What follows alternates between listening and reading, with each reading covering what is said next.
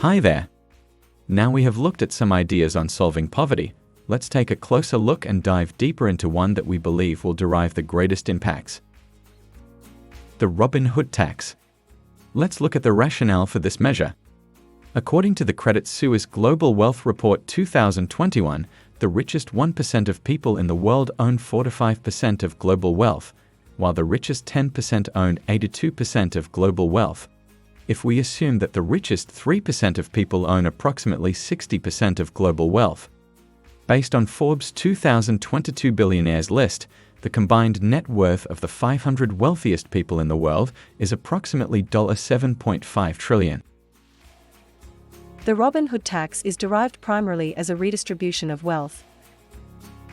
If we look at the aggregated value of a potential consolidated fund, based on a 2.5% redistribution, the figures are astounding. If we assume that the net worth of the richest 3% of people is at least 5 times greater than this amount, we can estimate that the total net worth of the richest 3% of people is approximately $37.5 trillion. A 2.5% tax on $37.5 trillion would generate approximately $937.5 billion in revenue. However, it is important to note that this is a rough estimate and the actual amount could vary significantly depending on the assumptions made about the total net worth of the richest 3% of people in the world. Redistributed wealth is great in theory, but why would it be the most effective action when compared to others? We'll take a look. A consolidated revenue fund divided up across nations, administered by the International Monetary Fund, IMF, and oversight by the United Nations, designed specifically for express purposes of expenditure on a poverty eradication framework. Direct action points would address 1. Global sustainable housing initiatives. Such an initiative would be fully compliant with ESG practice and outcomes. 2. Universal healthcare. Development and implementation of a universal healthcare standard focused on ensuring all basic healthcare requirements are met.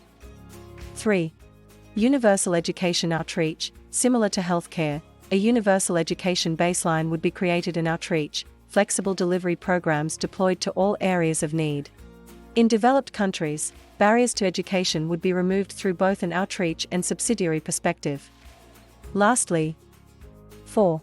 Universal communication. Significant research points to relationship between communication access and uptake in education outcomes. In today's global economy, digital literacy is a necessity in order to progress. The last pillar of the fund would be to ensure universal digital communication outcomes. Ensuring every child had a digital device in which to learn and every household had a device in order to interact and learn. Part of the fund could be used as an infrastructure support of the rollout. The direct outcomes for the Robin Hood tax are twofold.